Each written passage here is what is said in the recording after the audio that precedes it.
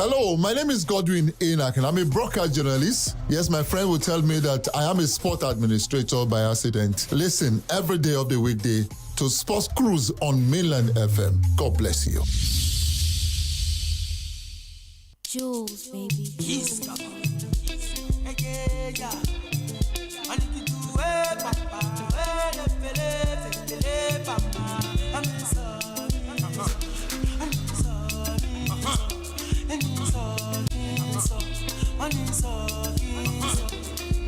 I get to get where they trouble me, oh. She just dey bust my brain. She dey say she want my sugar cane. She dey twist my dress. Yeah, you sweet, yes. Yeah, you turn me up. And I'm in the grace for your body. So. Tell me what I've done to you. All I did is got to love for you. Tell me am I the one for you. Tell me am I the one for you. Tell me if I'm the one for you. Tell me am I the one for you. Because of you I sing this song for you. You made me go **Ýyskałam,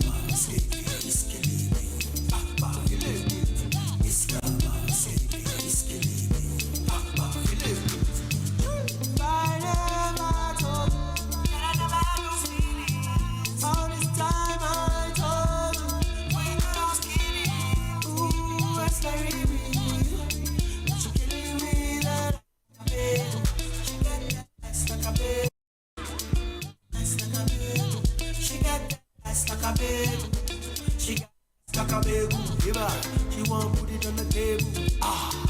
Give me some of my label. Give her every time she available. I love this song, ladies and gentlemen. So. That was from arguably one of Nigeria's best vocalists of all times, talking about it's Wandiko. Yes, Black Diamond. Ladies and gentlemen, welcome to Sports Cruise live from Mainland 98.3 FM. This is the Tuesday edition. Happy Children's Day to everyone celebrating today. It's an amazing time. And of course, as a kid growing up on the street of Sᴘᴜ, spending almost my entire early days at the stadium in Sᴘᴜ, I know how beautiful Children's Day celebration used to be. The march past, the gymnastics, all of the jokes and the plays. Hey, I want to really wish the very best of celebration to every Nigerian child out there. You're not alone. I know. A lot of people may think that, how does this economy affect the kids? Ask them. And the size of their lunch boxes are reduced. Some of them that enjoy school bus, their parents can no longer afford to pay that luxury. Some of them have to go to school by public transport. Some of them are allowed to be withdrawn from private schools back to public schools. Some of them cannot even do extra lessons anymore. Some of them cannot afford to pay for parties, end of the year parties. Some of them cannot go for excursions anymore. So the Nigerian kids also feel the pains that every one of us are feeling. So we love you, we celebrate you, and I'm sure you've been listening to our greetings since day before yesterday on Mainland 98.3. For every one of us, from myself to Sage to Agbatomi to Nonso Dogu to Mo, everyone sent out their special greetings to every one of you. So we love you, we celebrate you. May 27th, that's today, and studio time check is 5 minutes per the hour 6. Of course, to the children in the studio, I say happy Children's Day to you. Why do you think only children? I'm still a child. You're not just collecting from your mother. My mother can greet me happy Children's Day. But the people that I don't know. Is a child. Gift is relative. Gift is somebody's name. Right? So if you name me Gift and you see me as Gift, I say, how are you? Happy Children's Day. Okay. And whatever Agbatom is saying, that is in his thoughts. I'm not in his mind, and I don't know how dirty that part of this gift of life. Why don't you say Happy Children's Day to you, everybody? All right. Hey, that's just an enlightenment. Welcome to the show. I will talk about the ongoing Gateway Games on the show today. Hey, there's so much to talk about. Delta State is not taking any chills. Yeah. They've got over 100 medals as we speak, with more than 80 gold medals. And of course, talking about that, there's also Bayelsa also pulling strong. I think of all of them, the host state, Ogun State, will probably get the highest in terms of all of the southwestern states. Lagos is also not exactly living up to the billings as expected. But I've seen quite a lot of sports at these ongoing games. I've seen the gymnastics. And I've seen the high jump. I mean, these are games, these are competitions or sports that we always see, at the Olympics or at the Atlantic Championship and all of that. So when we have conversation about the amount of associations that we have in this country, people always forget that we don't just have the NFF, we don't just have the maybe NBBF. We have taekwondo, we have boxing, we have swimming, we have badminton, we have archery, and we have kayaking, we have everything. In fact, the National Sport Commission as at February inaugurated the new federation, Nigeria. Big shout out to there's a particular guy on social media. I think Adewale something. Big shout out to you. I'm sure by tomorrow I'll get your full details and I'll give you a shout out. He's covered the Gateway Games extensively, giving press conferences. He's doing some amazing stuff. I'm sure by tomorrow I'll get the full details of his social media handle and I'll give him his onions. Yes, and in between we've had some these, especially at the 10,000 meters race. I asked the question, if it was a Ikorodu City that was playing and then there was like 2-3 minute blackout in the stadium, would Lee be addressed as disgraceful? And I mean, I didn't feel comfortable with that because first off, it is not all of such blackouts that are human error. Yes, it could come from mechanical issues. Exactly. And so a 10,000 meter race is going on. I mean, and then there was a light out in the how it has happened at Top Flight in 2023. A game between Leeds United and Arsenal was delayed for 40 minutes. Because there was a blackout at the Leeds Stadium, and automatically so the stadium pitch, this pitch light was on, but the other rooms had blackout, so they couldn't access the goal line technology, they couldn't run the VAR, they couldn't do anything. So the game was delayed for 40 minutes. This season, the entire match weekend in Spain was suspended because there was blackout in Spain. Exactly. So it's not peculiar in the indoor sport hall. There are possibilities that things like that can happen. I think it's also an agenda, to be honest, because these things also happen outside. Everywhere. It happens everywhere. We've seen it in London. We've seen it at the games, big stage. By the way, I was at the MK Abiola Sport Complex. Yes, we couldn't talk about your visit yesterday. No, that was over the weekend. I know you visited there, but we couldn't talk about it on the show yesterday. I was there and I left, I think, around past 6 thereabout. And as at that time, the lights were on. The lights were on. And I spoke to some journalists as well that have been around ever since the opening ceremony. They said you need to be at the stadium at night. That whenever it's night, the stadium is more or less like a festival. It's like a party is happening in the festival. And that was also that was the first time something like that was going to happen. So I don't really understand why and how a lot of people wanted to create an agenda from it. We need to understand that these things can happen. These things are mechanical error, and sometimes you really can't control them. And especially when the agenda is coming from people that are supposed to be ambassador of the country. They've got huge followers on social media. People get to see their tweets. And, when you make posts like that, it kind of gives a different feeling. And I was wondering, if either of them was contacted to be an ambassador of the game and such a thing happened, would they make that tweet?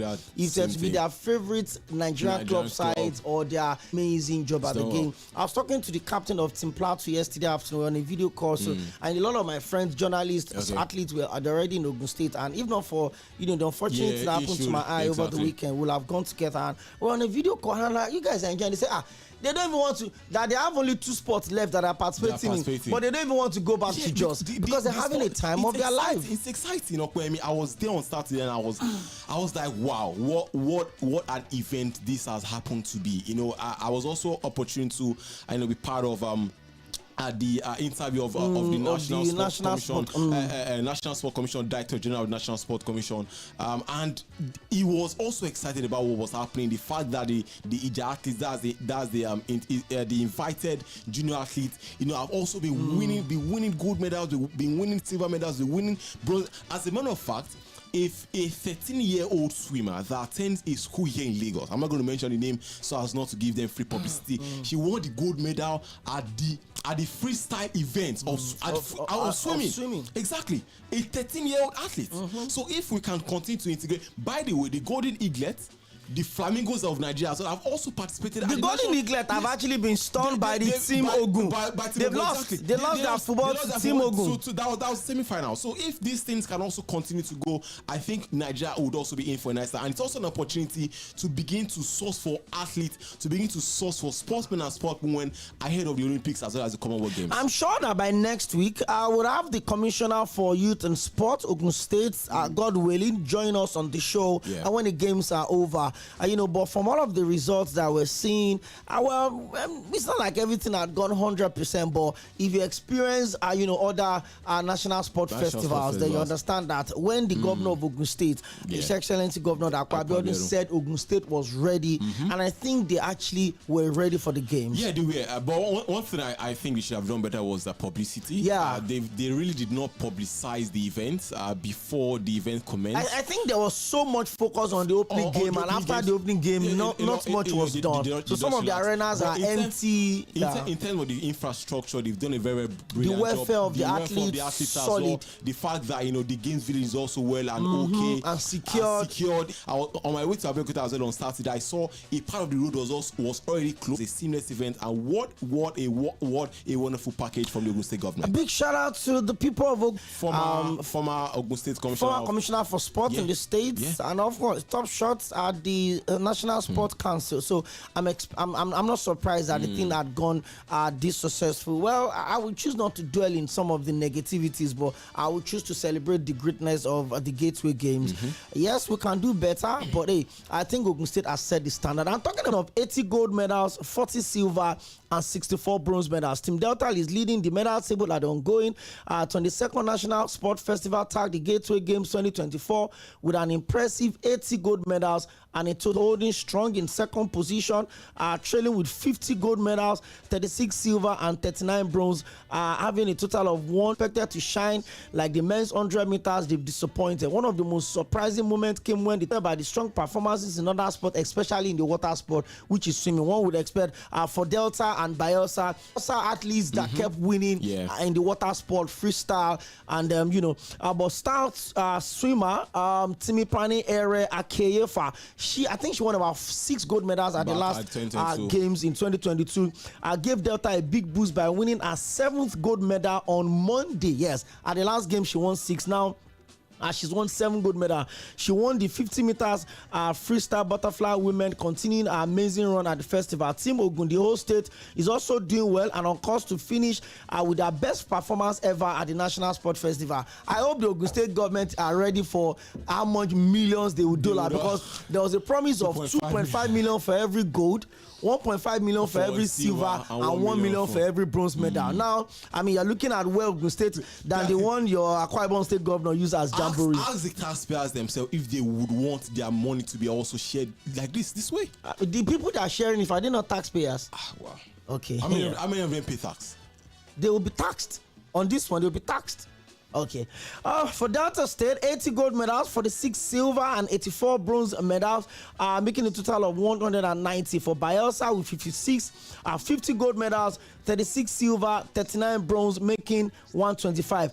Ogun State with 44 gold medals already. So first calculate 44 times 2.5 million first. Just calculate 2.5 million for the 4 places first.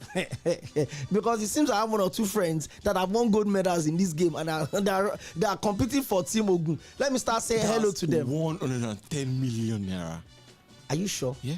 I'm not sure. 44 times 2.5. Yes. 2.5 times 10.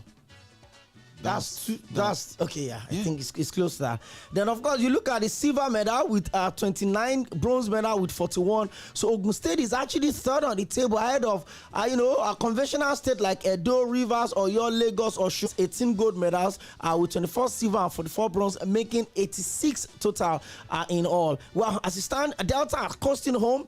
They're closely followed by Bayelsa with 50 gold medals and Ogun State with 44. Ogun State could still topple Bayelsa by by the way. 29, 18, 13, and 10. Well, let's scroll it down. On the other side of it, Niger State has 1 gold medal, 4 bronze, 4 silver, and 2 bronze medals, followed by Adamawa, Anambra, Kano Ekiti, Kaduna, Kwara, Imo, Cross River, Plateau State with 6 gold medals.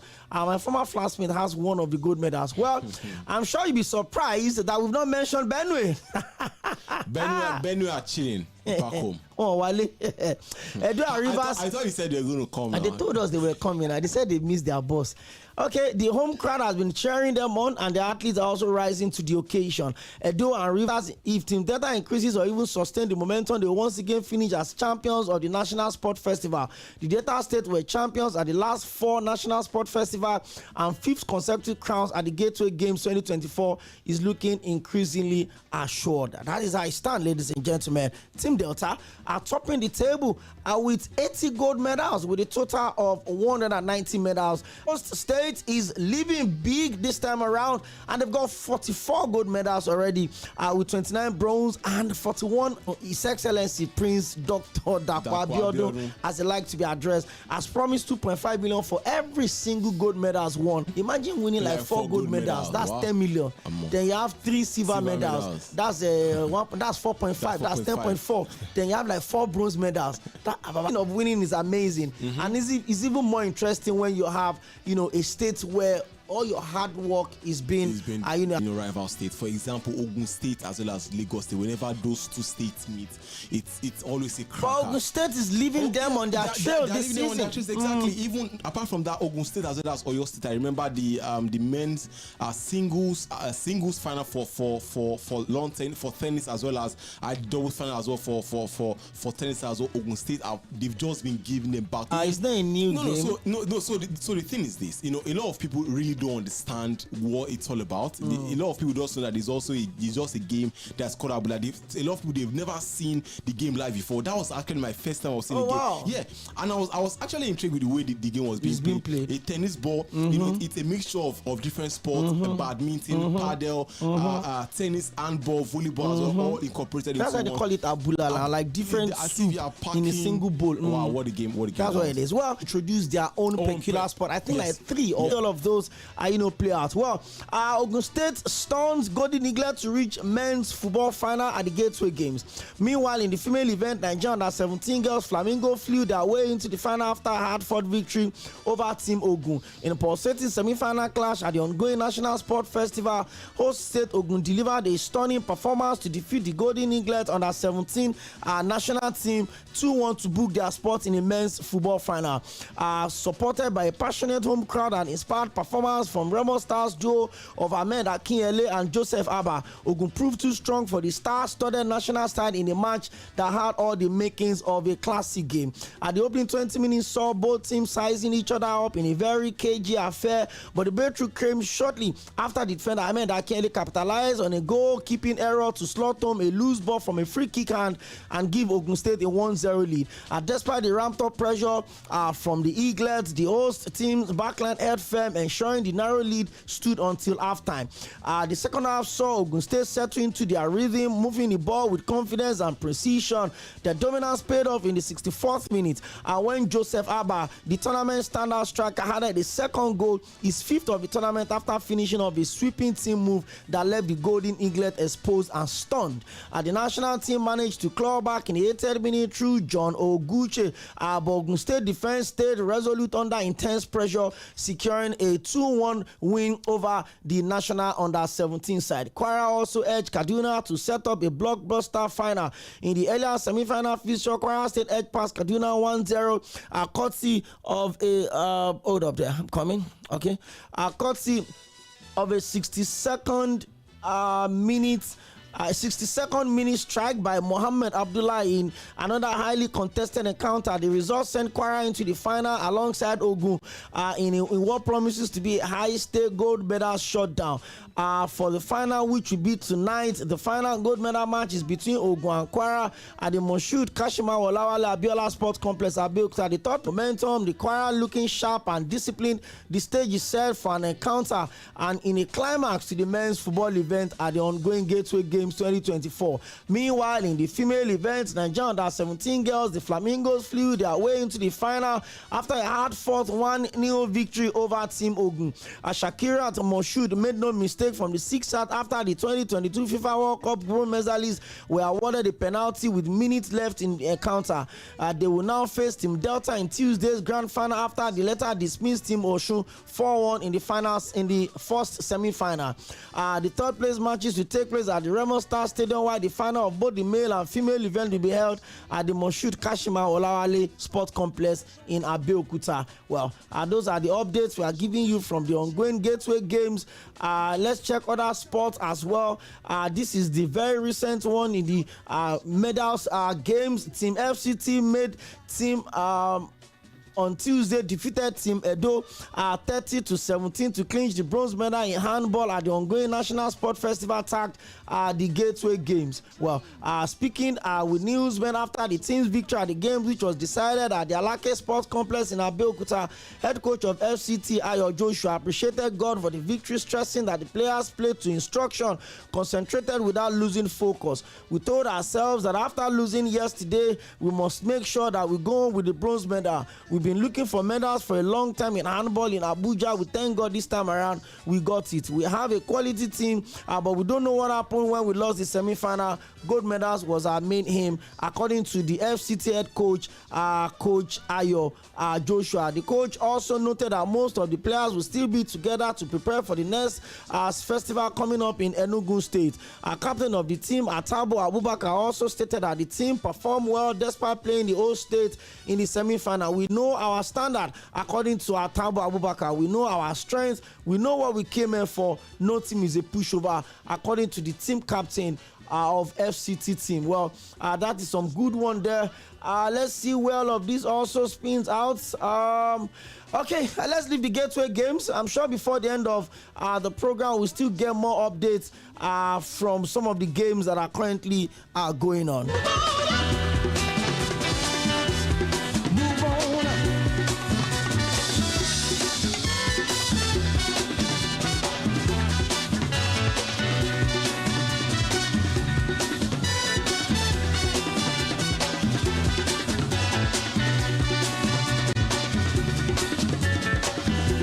All right, let's quickly talk about the upcoming Unity Cup between the Super Eagles of Nigeria, the Black Stars of Ghana, the Trinidad and Tobago, and who else are they playing? Okay, we have Nigeria, Ghana, Trinidad and Tobago, and Jamaica. The Nigerian Super Eagles intensify training ahead of the Unity Cup. 20 players standing rivals are the Black Stars of Ghana. Let's run through quickly the Super Eagles call-up squad. In goalkeeper, we have Stanley Wambali, Maduka Okoye, Amas Obasoge. For Bruno Yemechi, Oluwasemi Logo Ajayi. There's also Igor Egbu, there's Ifeanyi Onyebuchi, there's Junior Nduka, there's also Sadiq Ismaila, there's Wali Ojetoye, and there's Felix Agu. For Wilfred Ndidi, Frank Onyeka, Chris Santos Uche, Papa Mustafa, Collins Ungweze, and Xavier Isaac for the midfielders. For the attacking options, we have Samuel Chukwueze, we have Musi Simon, there's also Kelechi Iheanacho, there's Nathan Taylor, there's Cyril Desas, there's Tolu Arokodare, there's Ahmed Musa, there's Sikir Alimi, there's also Abubakar Adamu. The players include 10 players from the MPFL led by Ahmed Musa, as well as Euro-based pro like Musi Simon, Wilfred Ndidi, Kelechi Iheanacho, Frank Onyeka, Nathan Taylor, Cyril Desa, and a new call-up Felix Agu. Vreda Bremen, German-born left-back Agu, 25, has been cleared to play for the Super Eagles, ever previously representing Germany at the under-21 level. Nigeria will be without Victor Osimhen, Demola Lookman, as well as the farm duo of Alex Iwobi and Calvin Bassey. While Ghana's Mohamed Kudus, Thomas Partey, and Antonio Semenyo would also be missing for their national team. And Nigeria beat the Black Stars 2-1 last time both rival clash in a friendly match in Morocco in March 2024. However, prior to that, a 1-0 draw in Abuja saw the Super Eagles miss out at the 2022 World Cup when the teams clashed in the playoff round of the qualifying for the African zone. Well, the Black Stars of Ghana are talking tough, and they said, hey, they're playing Nigeria not as a friendly match, but they're coming in for the big one. Well, according to the coach of Ghana, Odo, he says that they will do everything within their power to defeat the Super Eagles of Nigeria. Ghana will renew their rivalry with their West African neighbors in the 2025 Unity Cup game at the GTech Community Stadium on Wednesday night. Despite leaving out key players for the Four Nation tournament, coach Odo, speaking to the press, said they are seeking revenge from the last game and also to claim the bragging right for the supporters, knowing very well the kind of rivalry that exists between the two West African nations. The last rivalry that we lost, so we really want to beat them this time around. I know about the rivalry, so games like these are very important, and a win here can get the fans behind us. So we'll have to do everything within our power to win the game. I said the former Borussia Dortmund talent coach. The 48-year-old also emphasized that although the match is officially friendly, it carries so much weight given the historical competition between the two West African rivals in a friendly match, but it's really not a friendly. We want people to be proud of us, and it's always about who has been the better team. We are hoping to be successful, even though it will be tough, but we would want to do all we can to win. The winner will face either Jamaica or Trinidad and Tobago in the final on Saturday, the 31st of May.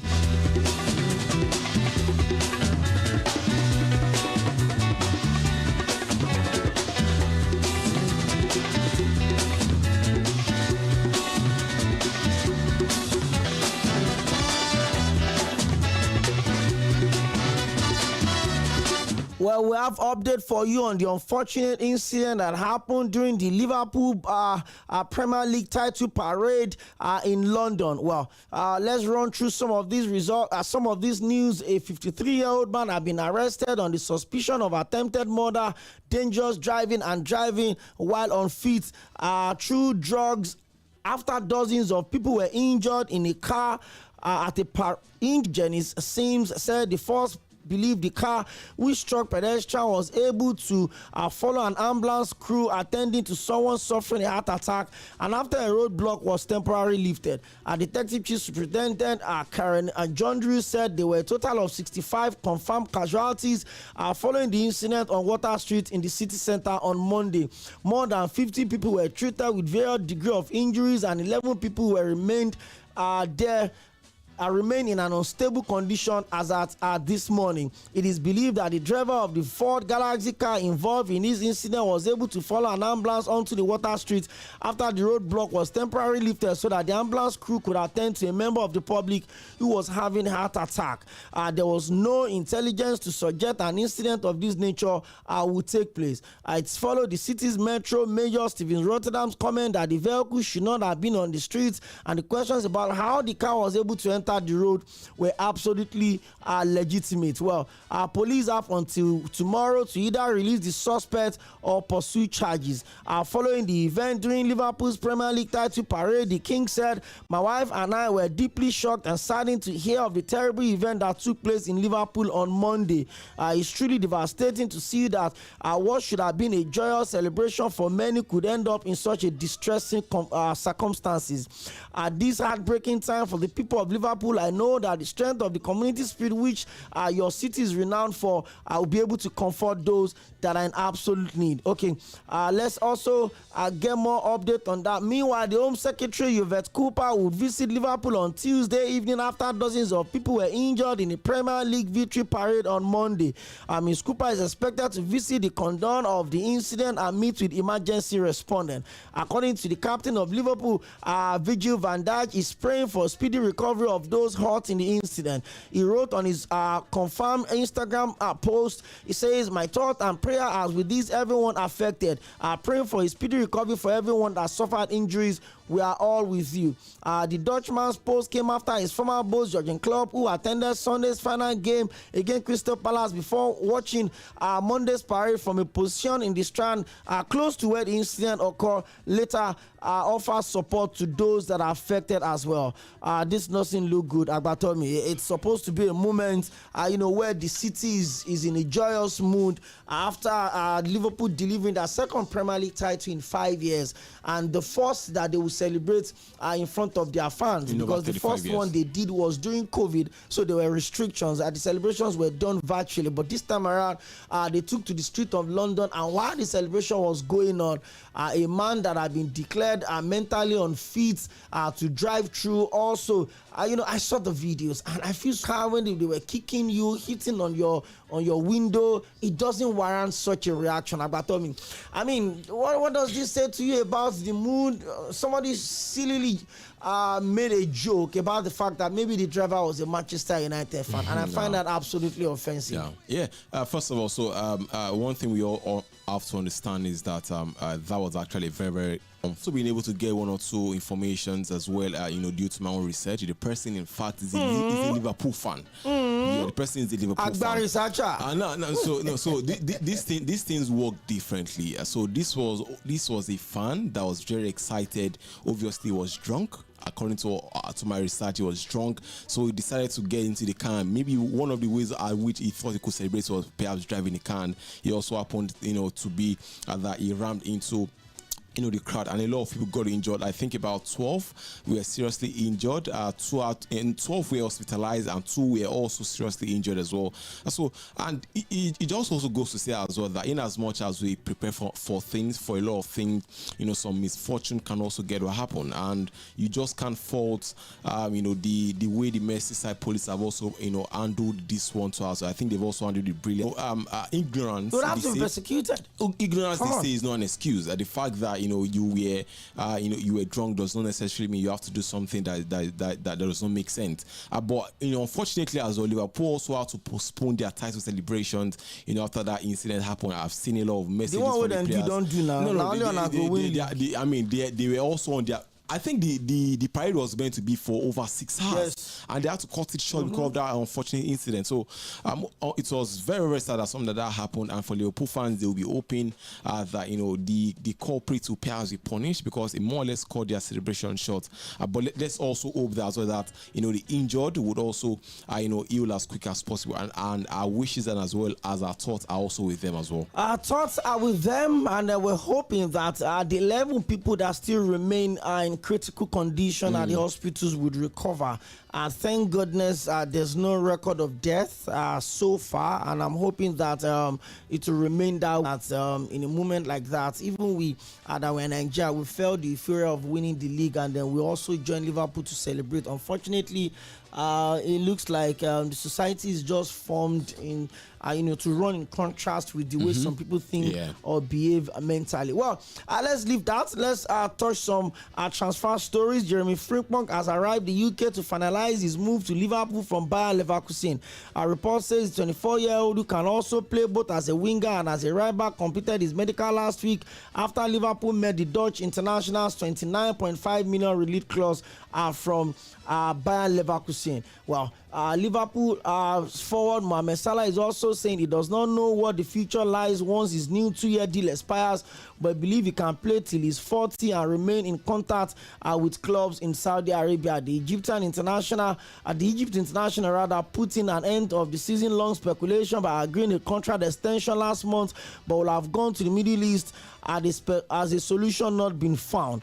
In September 2023, Pro League side Al Ittihad reportedly made a £150 million bid turned down by the highest profile Muslim footballer in the world of football. It was expected he would eventually move to the Saudi country. All seems more likely after Salah, who turned 33 in a couple of weeks, said he still thinks he has a few more years left on his career. I will stop playing when I have that feeling, but if you ask me for my opinion, I think I can play till the age of 39 and 40. He said in an interview with the Egyptian television channel On Sport, conducted before Monday's horrific event at the club's victory parade in the city. He said, and I quote, "But if I felt before then I wanted to stop, I would quit. I've achieved a lot of things, and I think I'm absolutely comfortable." There's been 3 consistent voices when it comes to recruitment at Newcastle under Eddie Howe himself, the head of recruitment, Stephen Nixon, and assistant manager to recruitment for Eddie Howe. The Newcastle boss prefer to have hand-on-hand role in recruitment, and when it comes to which player comes in and which player goes out in terms of these transfers. Let's quickly talk about on loan Manchester United player talking about Anthony, and he says, I consider retirement at Manchester United, but I'm now happy at Real Betis. Anthony has revealed he considered retiring during his lowest moment at Manchester United, but says he's smiling and is happy again playing for Real Betis, giving Manchester United captain and Portuguese winger midfielder Bruno Fernandes a deadline of 72 hours to decide if he wants to leave Manchester United for the Saudi Pro League. The Riyadh-based club are reportedly prepared to increase Fernandes' salary for £280,000 per week to £700,000 per week. Crazy. The package has over 3 years that could be worth £200 million, including his bonuses. Fernandes' representative has said to have been in talks with Aḻ for some time and have now made him a final offer. Fernandes stated that he did not want to leave Man U after the Europa League final loss to Tottenham, but admits that if the club wants to cash in on him after missing out on the Champions League, if he rejects the offer, Aḻ could turn their attention to Aston Villa's Iİrsᴛ or Arsenal of taking this story, because it involves some same-sex partners actually. Okay, let's take more stories right now in terms of the transfer.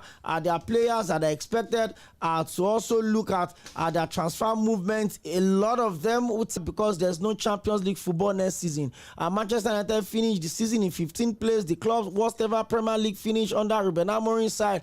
He's also lost the Europa League final, meaning no European football next season. According to the Portuguese, he says the Red Devil would not need a big squad as a result of no European competition. Manchester United would invest in new players this summer, but without Champions League football next season, the club does not need a big squad, and a defeat to Tottenham Hotspur in the Europa League final means there's no European football next season. As a result of having fewer matches to play next season, Amorim, who is hoping to bring Wolves forward Matheus Cunha to the club, wants to operate a smaller squad that will be easier.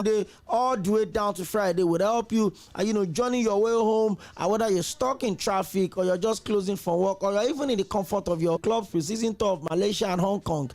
With or without the Champions League, we don't need a big squad. We can control the squad, the academy. According to Rúben Amorim, goes on to say it was in the past, so it can be in the future. It can't change much based on financial fair play. We are not allowed to do much, even with the Champions League, so we are prepared. Having overseen a disastrous campaign at Old Trafford in the manager's own word, Amorim says last season is now moved on.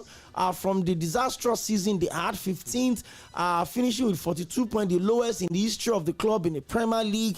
But now it looks like he doesn't mind losing some of his key players for the captain Bruno Fernandes from Saudi for his signature. There's also a rumor earlier today that Rúben Amorim had told Garnacho that he should pray that a club buys him. That means if the club does not end up at Manchester United, but they're competing for the Premier League title, but if they're able to bring in a couple of players, Eriksen is going to be leaving at the end of the season. John Evans is going to be leaving at the end of the season. A couple of other players would also be leaving. What do you think should be Manchester United's priority at the moment, Agbatomi, going into the new season? First of all, it's a whole lot. A lot of restructuring has to be done. To be honest, Manchester United are going through at this point. It doesn't concern us. As far as we can provide us some form of support for Manchester United. Exactly. We have to the team. By the way, the team are also far away in Asia. They have an end of the season, tournament, some form of mid tournament. So the boys are still, together. They're also in a bubble. So, but ahead of the next season, just like you said, there's not going to be Champions League football. There's not going to be Europa League football. There's not going to be UEFA Conference League football. So that means European football is just out of the way for Manchester United. But then they also have 3 other competitions to play in. That's the FA Cup, the Carabao Cup, as well as the English Premier League. Maybe they might be competing. The United fans right there at yes. That was at home. Exactly. Yes. So he spoke with the Manchester United faithfuls, I beg your pardon, and he said that when he came and they had I think they had 3 wins and 1 draw in his first 4 games as Manchester United manager. He said something. He said that dark days will be coming to the club. He said that, and he also said as well that was on Sunday at the season's finale, that better days are coming for the club, which is going to be next season. And it is interesting to see what Ruben Amorim as well as Sir Jim Ratcliffe would also propose for Manchester United at the end of next season. There are rumors linking Manchester United with a lot of players, the likes of Matis Cunha as well. A lot of players as well are also reported to want to leave. We've seen the likes of Anthony saying he doesn't think he wants to go back to Manchester United. There's also Marcus Rashford as well somewhere. If you ask him today, you say that Ruben Amorim had informed him or made clear to him that's not going to be part of his plans ahead of next season. He said, pray make club buy you, exactly. Otherwise you go deal with under 21. You take a look as well at some other players as well. The likes of Iṛsᴛ as well also set to leave at the end of the season. There's also a 36-year-old Johnny Evans, that was on the books of the club when he last won the English Premier League back in 2013. A lot of things, a lot of contract issues to look for over the summer for Ruben Amorim as well as Sir Jim Ratcliffe. But the most important thing I think is the fact that the club needs restructuring. I don't think Sir Jim Ratcliffe sacking or maybe part of the staff of the club, support staff, in order to get a club running. I remember back at the UEFA Europa Conference League final, Ruben Amorim had to fly over 30 of the club staff to the Europa League final because Sir Jim says, "I don't get money to waste." A lot of people think there's a physiotherapist, the psychologist, the nutritionist, there are chefs back at the training center, there are doctors, there are nurses that go with all of these players, and all of these individuals are part and parcel of a team. That's why it is called a team, and that's why it is called a club. So a lot of restructuring has to be done. A lot of maybe they also have to let a lot of people as well also leave as well. Maybe Bruno Fernandes, just like what he said as well. I know this is going to spark a lot of debate, but I think Manchester United a complete overhaul. But hey, let's leave football quickly. Let's talk about the ongoing French Open. There are games that have already been decided for Draper. He said he's never had the French Open confidence until now. Jack Draper takes on Martin of the year start on Sunday as he runs to 8th of June. Jack Draper claims he's finally ready to break his French Open hoodoo. The British world number one enters the second Grand Slam of the season as the 5th seed, despite having never won a match at Roland Garros. Draper was ranked 39th in the world when he was beaten by qualifier Jasper de Jong in the first round last year. He proved something of a watershed moment for the Londoner, who has since been a US Open semi-finalist, an ATP Masters winner, and clubbed into the world's top 5. Jack Draper, who feels Italian Matthias Bellucci in the first round, admitted that it is weird. I've never won a match with any confidence or any belief that I could do pretty well. We hope the world number 5, Jack Draper, would do enough for himself to get the things going. Talking about Emma Raducanu, she said faces 4-time Grand Slam Open champion Iga Swiatek in the Roland Garros tomorrow, and she says that she's confident going into this one. Emma Raducanu is reaching the round 4 of the Italian Open. Raducanu continued her encouraging form on clay as she battled through illness to kick off French Open campaign victory over China's Wang Jinghu after a 3-set marathon. A blockbuster match against 4-time champion Iga Swiatek outweighs Raducanu after the Polish number 5 stretched her winning streak at Roland Garros to 22 matches with a 6-3, 6-3 win over Slovakia's Rebecca Skromvoka on Monday. Raducanu will certainly need to be in a top condition when she faces Iga Swiatek, who routed her 6-love, 6-1 in just 1 hour and 10 minutes at the Australian Open earlier in the year. I feel Iga Swiatek always play really well when we have played, I said, the 2021 US Open champion. I'm looking forward to going out and playing her again. In the last month, I've made good strides with my game, and my mentality as well is solid. This time, it's great. I get another crack at the best in the world, and I'm looking forward to playing on a big court probably as well. We also wish Emma Raducanu well as she continues to push for her position in the world ranking. Let's see how this one would also play out. I'm super looking forward to the French Open as we speak. Aryna Sabalenka makes winning start before Rafael Nadal is being celebrated at the ongoing French Open. World number 1 Aryna Sabalenka began her quest for a maiden Grand Slam title at the French Open by taking exactly 1 hour to dismiss Kamila Rakhmonova at 6-1, 6-love. The Panama hat and sunglasses were stowed away and replaced by jacket and umbrellas with short spells of rain around Roland Garros on a shogi Sunday. Sabalenka Olenka made it safety through her opening proceedings at the court Philippe Catre. The Belarusian has vowed to watch what she eats at the home of Hotel Cuisine this year as she bids to her the maiden title in Paris to her US and Australian Open titles after being dubbed over with stomach troubles as she failed to defeat teenager Mira Andreeva in the last 8 in 2024. Well, it's going to be a tough one. The 27-year-old said, "I'm super happy with my win today and I'm super happy at the level at which I'm playing. It was an amazing playing out there. I can't wait to play another match on this beautiful stadium." Teenager Victoria Domboko is the first breakout star after reaching round 2 on her Grand Slam debut.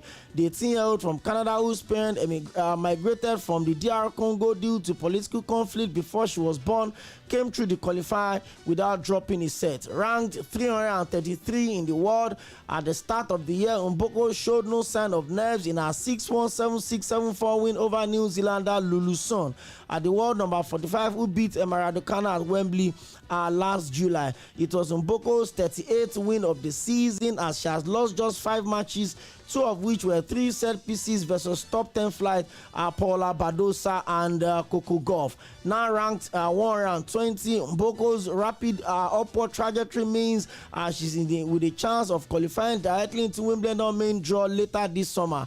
Well, I remember coming here as a junior watching the older girls play. It was such a great experience. I'm happy and I'm happy and I experienced it in the juniors, so it kind of prepared me for the professional level. Well, we wish you well. Moving from world number 332nd, you're live from Milan 98.3. This is Sports Cruise. I mean, there's so much shows you have to just keep jamming all of them into each other. Well, let's take a very short musical break. When we come back, I will wrap up the conversation. Just stay with us.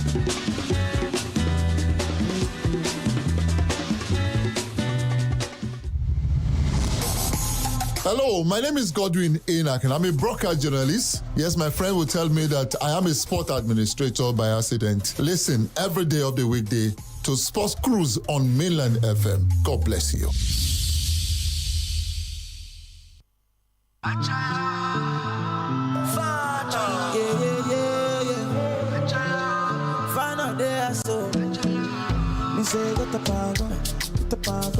Get the party more, get the pango, drum and the pango, the pango. See that day where we see that day, see that day, see that day. Since 1960, yeah. That day, since 1930, no. That day.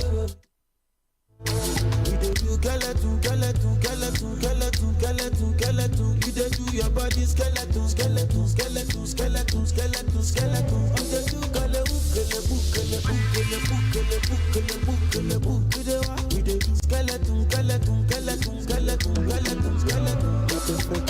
when your body burning, baby get me now. You dey wine follow me. So tell me she met a good now, but the bar show they do, you dey do kulani. I say water, that baby girl, you know, say that's about the bad. If you want to do, then we got the bad.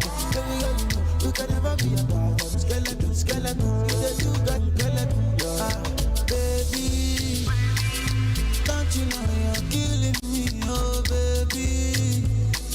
Oh no, baby, don't you know you're killing me, oh baby. See that day where we dey, see that day where we, see that day where we dey, see that day where we dey. 1960, yeah. That day where we, since 1930, no. See that day where we dey. We dey do skeleton. You dey do your body skeleton. We dey do skeleton. Hey, ladies and gentlemen, Aлагฏonly God knows where I think he released this song recent, danceable beats. I think it's one of the Nigerian artists that I love so much because of how he mixes his song. Going real. And Gareth just talked about the ongoing Gateway games of transfer stories as well. But hey, tomorrow is the big deal. Agbatomi, let's quickly talk about this on the surface. Is it the Unity Cup or the Europa League? I'm trying to understand what the organizers of the Unity Cup were thinking. So they have Nigeria will be playing Ghana tomorrow. The same time Chelsea will be playing final of the UEFA Conference League. Yeah. On Saturday, Nigeria is going to be playing the winner of Trinidad and Tobago and Jamaica. That's the same time. That's Ghana. what I'm saying. The same time the Champions League final will also be on. But well, I'm sure they decide on whatever it is that they decide to do. But tomorrow it's gonna be Chelsea against Real Betis. We'll talk about this more tomorrow. Well, I'm sure that before we leave the studio, we'll get the team list and all of that. But Chelsea have qualified for the Champions League. Whatever they get out of the Europa League is just to crown their season. Or the Conference League, thank you very much. Do they really need the game tomorrow? Or you think it's Real Betis to lose to prove a point, especially with Antonio leaving Manchester United ending in 15th and winning the UEFA Conference League? Well, both of them obviously need the game tomorrow. They have to win. For both of them as well, it's also an opportunity for some silverware as well. And for maybe Enzo Maresca or the manager of Chelsea, I think he also needs this particular one more because this is obviously his first season at the helm at Chelsea. You know, he's also there as well to maybe send a message to his maybe to his what are they called now, to his haters now, that you know what, I've come from Leicester City. Yeah, exactly. A lot of people, including yourself and myself as well, a lot of people think that I will not be able to do something. Yes, taking that Chelsea side to the FA Champions League, traveling as well, you know, to the venue of the final, and it's going to be a wonderful side tomorrow by 8 p.m. Well, we'll spend much time talking about it, the final of the UEFA Conference League tomorrow between Chelsea and Real Betis. That will take a bow on the show today. And next up, I leave you in the hand of one of the finest DJs you can find anywhere in the world, superstar DJ Gabby T, and he's going to take us through the mood, set us very well by 8 p.m. as we prepare for the all-ladies sports show, Sport Banter, from 8 to 9 p.m. Stick around and keep your dial locked only on Milan 98.3 FM. Big shout out to Agbatomi for coming through as usual. Gabby T is here. My name is ᴑᴏᴜ Aᴅᴜᴜ. My friend calls me the host with the most, and I'm sure you've had a good time on the show today. Let's do this again tomorrow. Same time, 6 to 7 p.m. and same station, your super dial mainland.